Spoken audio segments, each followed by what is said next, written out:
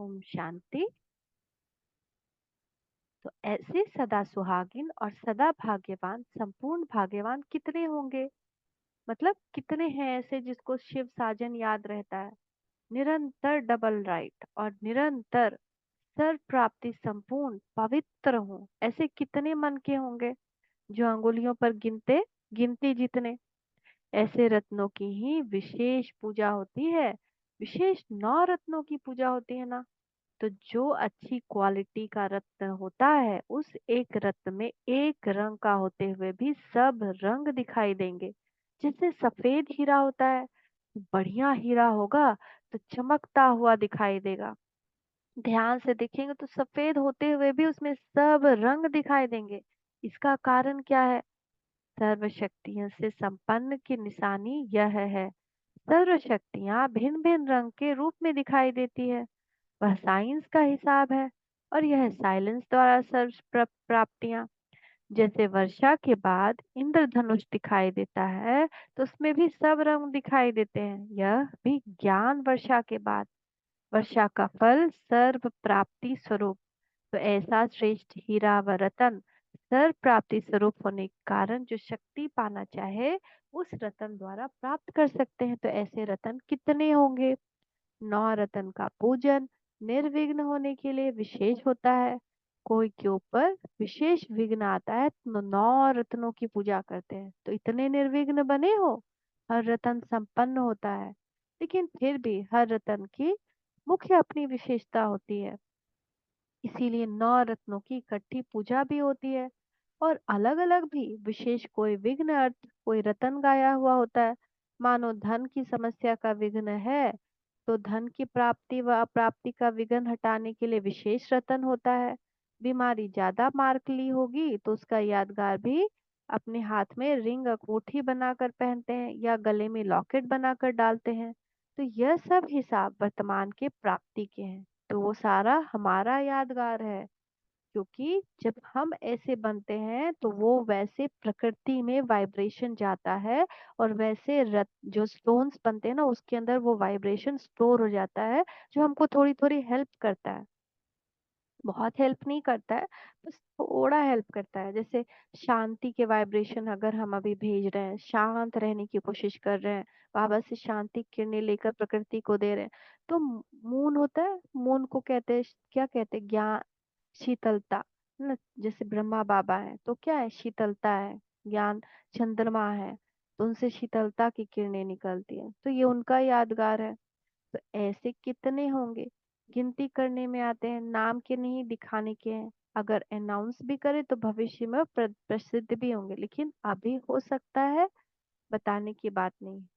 अब एक का भी नाम बतावे तो दिखना कितने क्वेश्चन उठते हैं। इसमें क्या है, हमारे में क्या नहीं, इसमें तो यह है कई क्वेश्चन में समय व्यर्थ गवाए, यह भी बाप नहीं चाहते है ना। बाबा कह रहे वो 9 रत्न का नाम अभी भी बता सकते हैं। बाप को तो सब पता है कौन 9 रत्न होंगे, तो वो बाप अभी भी बता सकते कि ये 9 रत्न बनने वाले हैं। लेकिन अगर वो बताए तो फिर दूसरे के मन में क्या सवाल उठेगा कि इसमें ऐसा क्या है जो मुझ में नहीं है। तो बाप कल्प कल्प के प्रसिद्ध हुए रत्न कल्प कल्प पहले मुआफिक प्रसिद्ध जरूर होंगे। आजकल नाम नहीं है, काम चाहते हैं। अभी तो हर एक के अंदर यही लक्ष्य है, मैं ही अपने को क्यों इतना आगे बढ़ाकर योग्य बनाऊं ना। अभी सबको यही लक्ष्य रखना है कि हम ही आगे बढ़कर योग्य बने, कि हम ही 9 रत्नों में आए।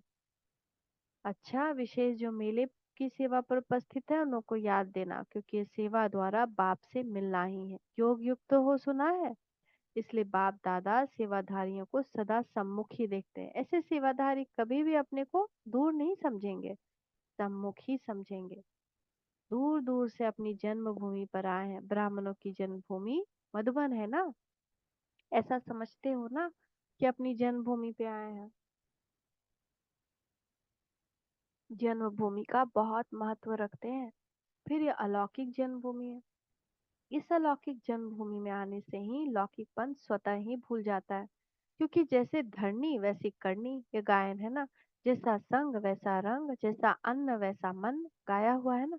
तो वैसे ही जैसी धरनी वैसी करनी। अगर कोई तमोगुनी धरनी है तो करनी भी वैसी हो जाती है। धरनी का प्रभाव कर्म और संस्कार पर पड़ जाता है। जैसे मंदिर में जाते हैं तो भूमि का ही प्रभाव होता है ना। अगर मंदिर की भूमि पर किसी बुरा संकल्प आवे तो वह अपने को बहुत पापी समझेगा। वैसे अगर बुरा संकल्प आता है तो बुरा समझते हैं, तो यह है अलौकिक भूमि। लौकिकता स्मृति में भी नहीं आएगी, निरंतर कर्म योगी हो जाएंगे। इसलिए बाप दादा सदैव कहते हैं कि कहाँ भी रहते हो लेकिन अपने को सदा परम धाम निवासी व मधुवन निवासी समझो। निराकार स्थिति के हिसाब से परम धाम निवासी की मैं आत्मा परम धाम निवासी श्रेष्ठ आत्मा हूँ।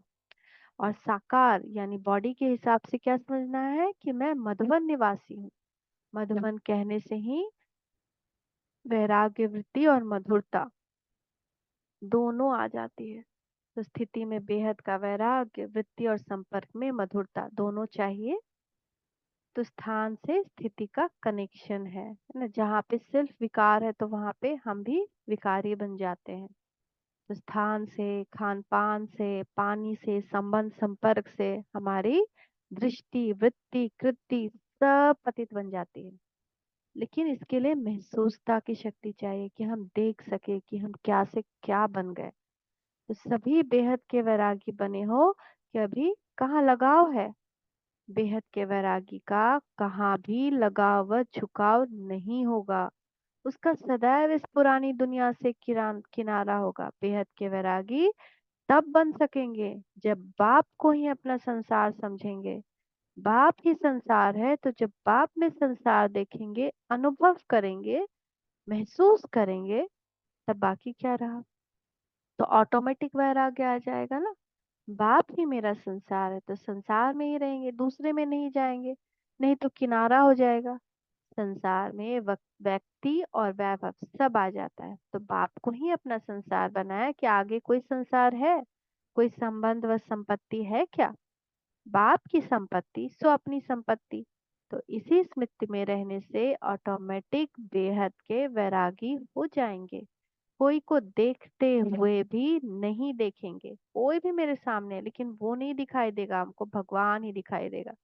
दिखाई ही नहीं देंगे, दिखाई ही नहीं देगा। अच्छा, स्मृति में रहने से समर्थी आती है। अगर समर्थी होगी तो कोई भी परिस्थिति स्वस्थिति को डगमग नहीं करेगी। परीक्षाओं को एक खेल समझकर चलेंगे। अगर खेल में या नाटक में किसी प्रकार की परिस्थिति देखते तो डगमग होते हैं क्या। मूवी देखते डगमग होते हैं। कोई मरे व कुछ भी हो लेकिन स्थिति डगमग नहीं होगी, क्योंकि समझते हैं खेल है। ऐसे ही परिस्थितियों को भी एक पार्ट समझो, एक सीन, एक रोल। पर्दा गिरा, पर्दा उठा, तो परिस्थिति के पार्ट को साक्षी हो देखने से डगमग नहीं होंगे, मुरझाएंगे नहीं, मजा आएगा। मुरझाते तब हैं जब ड्रामा के पॉइंट्स को भूल जाते हैं कि ये ड्रामा है, बस ड्रामा। इसमें किसी का भी रियल संबंध किसी से नहीं है, बस एक ड्रामा है। उसका वो रोल, आत्मा ना मेल है न female.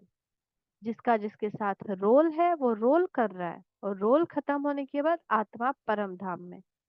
Thank you Baba, thank you, शुक्रिया बाबा, शुक्रिया। ओम शांति।